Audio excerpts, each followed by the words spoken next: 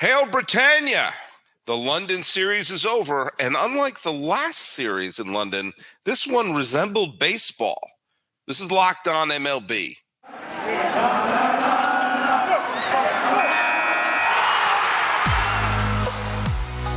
You are Locked On Diamondbacks, your daily Arizona Diamondbacks podcast, part of the Locked On Podcast Network, your team every day.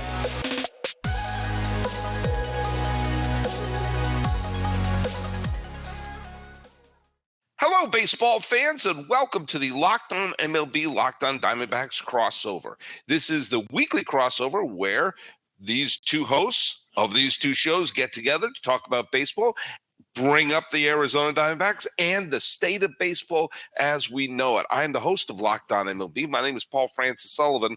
Right there, you can call me Sully or Sully Baseball. I guess that's my alter ego. That's my Batman-like alter ego. I'm an Emmy-nominated television producer who has been a baseball podcaster for well over a decade, and I've been here at the Locked On Podcast Network for the last 5 years, I think it is.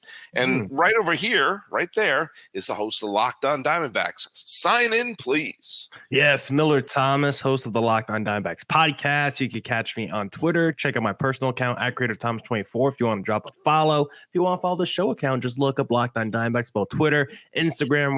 We're of course on all your podcasting platforms, and we're on YouTube. So please hit subscribe on the Locked On Diamondbacks YouTube channel. And you can follow us at, I mentioned Locked On MLB Pods on Twitter, Instagram. I'm Sully at Sully Baseball on Twitter, Sully Baseball Podcast, Instagram. Not sure if I did. I just did. Follow us on YouTube, subscribe. We're trying to reach 1 billion followers by the end of the season. We're several hundred million short. I had a really fun show. You're going to listen to the show on Friday.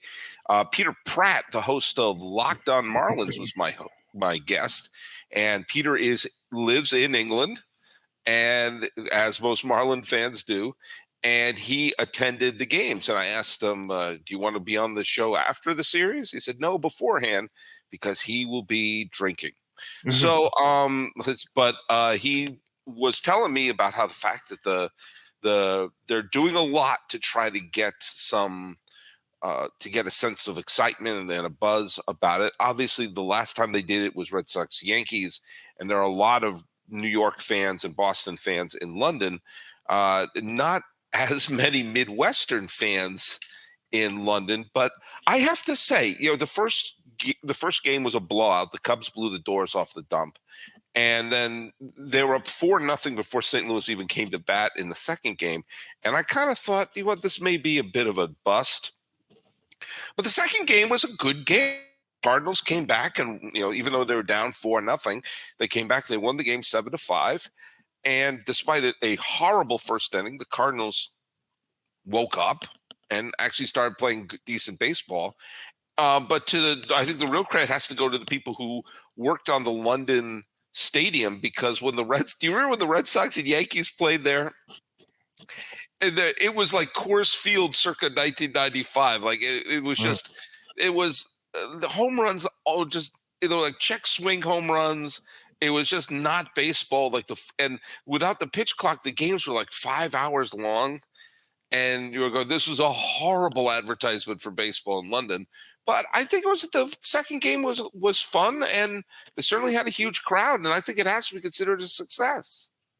Yeah, maybe it's success from that standpoint, but do you think baseball is actually doing a good job when trying to grow this international game? Because right now, I think my biggest issue when I look at baseball compared to other sports like the NFL, like the NFL has this reoccurring game every year in London where they're starting to build roots and starting to really grow a fan base. While MLB, they're doing this thing where it's more like an attraction. They're kind of like the circus. We roll through the town, we roll through your country, maybe once, maybe every 3 years, but it's not that consistency like the NFL where it feels like they're growing that fan base. Do you feel like MLB is doing a good job of doing that? Wait a minute. Are you telling me you're saying you think the NFL does a better job of promoting its game and building its fan base than Major League Baseball? Might be. In other news, water is wet. No, the NFL, no. Look, I am not a huge football fan. I know a lot of people are.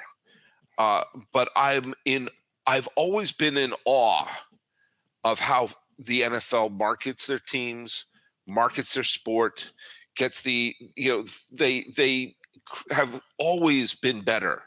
They've run laps around baseball in terms of building its sport and expanding its fan base. You could go back to the 1960s when Roselle was running the league, and baseball had a chance to market their teams with merchandise and shirts and hats all over the place, and they shrugged at that. The NFL jumped at it and hugged it like a koala, and all of a sudden people were wearing football jerseys and everything all over the place. It doesn't matter if you played in Green Bay or Buffalo or New York. They had stars all over the place, and they were the league that saw, hey, let's get our talons into London. Let's get our talons into Europe long before baseball did any real work on that. And so, yeah, the NFL has several decades head start. And it's also, it's easier in a way to set up an American football game in London because you only play one game a week in football. Mm-hmm. So you could make it, and football has learned, the NFL has learned how to make their games into a spectacle, how to make their games into an event. Hell, the freaking draft is an event. Is there anything more dull and mundane than the seventh pick, the New York Jets select wide receiver Joe Bag of Donuts from Washington State? Joe Bag of Donuts, he's going to be great. But that turns into an event, and there are people there, and there's dancers and everything. They know how to create a show. And so when they take their show on the road, it's a lot. They've learned how to package their sport in such a better way than baseball, and probably in a way that baseball can't. But I think there are two things have happened this year that makes me think that maybe they're making progress. I think the World Baseball Classic for the first time felt like something that there was a buzz about it that we've never had before.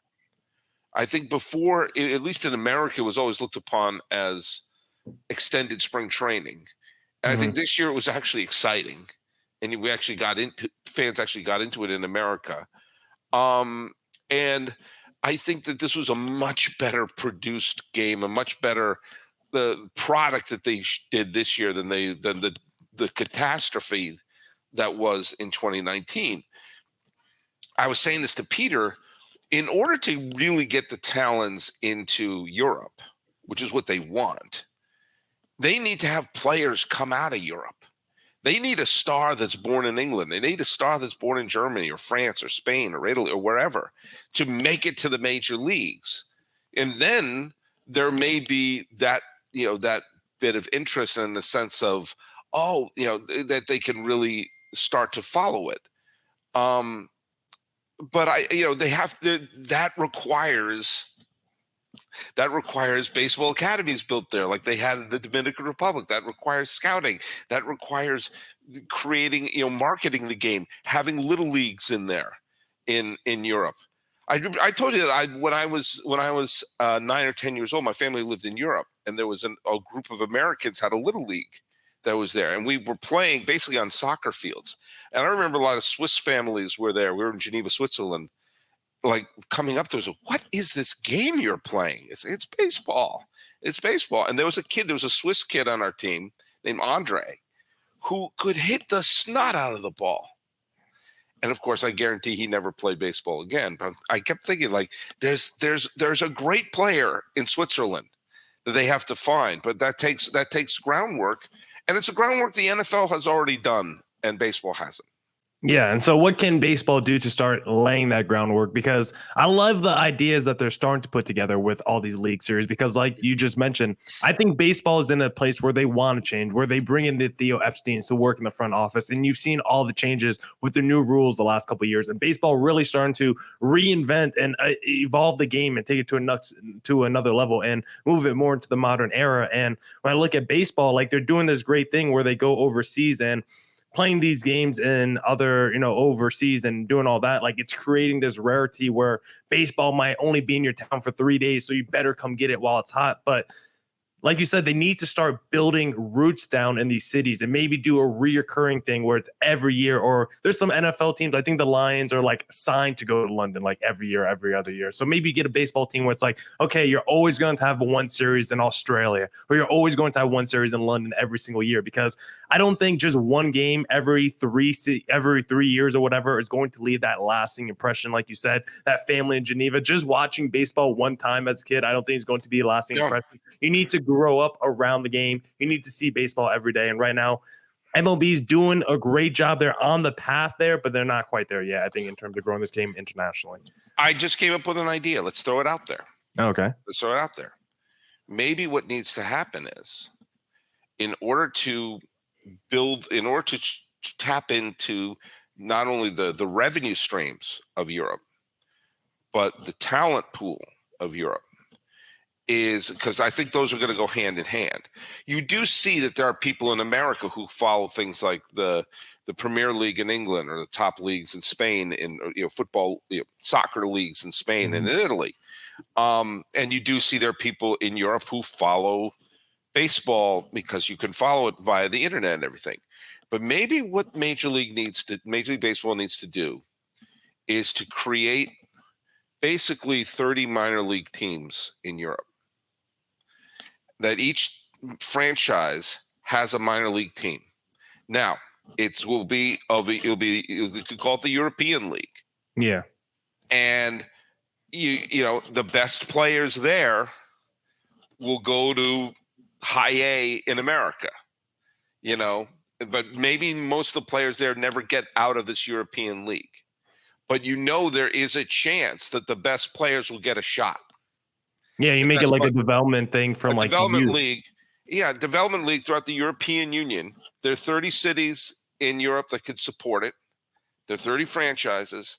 And so if you do well enough, you can work your way up to high A in America and be in the pipeline to get to the major leagues. And that seems to be if you're going to find the talent, if you're going to find there's a dude in the Czech Republic who has a wicked curveball, or you find that there's someone in Finland who is the single greatest catcher of all time. Some guy named Sven in Helsinki is the next Carlton Fisk or something like that. If the Red Sox ever got a dude from Ireland, those jerseys will be the best-selling jersey in the history of baseball. That's the way you could say, okay, here's our European League, and our best players get a shot to get to the majors. I think that's the way you have to do it. Yeah, and I think I would want it to be like an under 18 thing where it's like they're in the system from ages like 8 to 18 or whatever, and then you put them basically in your normal MLB draft, and then you have a chance to draft them to your minor league. Look at what the NBA has done. The NBA has players from Spain, from Italy, from Eastern European countries, the former Yugoslavia, which is now broken into 7,000 different countries. And the NBA is extraordinarily popular in Europe. And I think no small part of it is from, hey, I'm Greek and that player's from Greece. I'm going to root for him. And they also have like camps and academies in all these countries too to help grow the game. Same thing with the NHL. Mm-hmm. How many players come from the Czech Republic? How many players come from Sweden? How many players come from Russia? God help anyone who's a radio broadcaster for a hockey team. By the way, I'll tell you a place where they have to go. Baseball has to go is Madrid. Madrid, absolutely. No, I'm telling you, because there are great stadiums and everything that in Madrid, great facilities in Madrid, and so many of the major league stars are Spanish speakers, and so to be able, now granted, it would be, a lot of English speaking stars are in England. There's gonna have a lot of Spanish speaking stars in Madrid, and Spain is sports crazy. So I'm just saying. Hey, I'm Spanish. You could send me out there right now. I would go cover some locked on Spain baseball, whatever you need. I went to a bullfight in Madrid when I was a kid. It's insane. Yeah. And you can hear that on Locked On Bullfighting.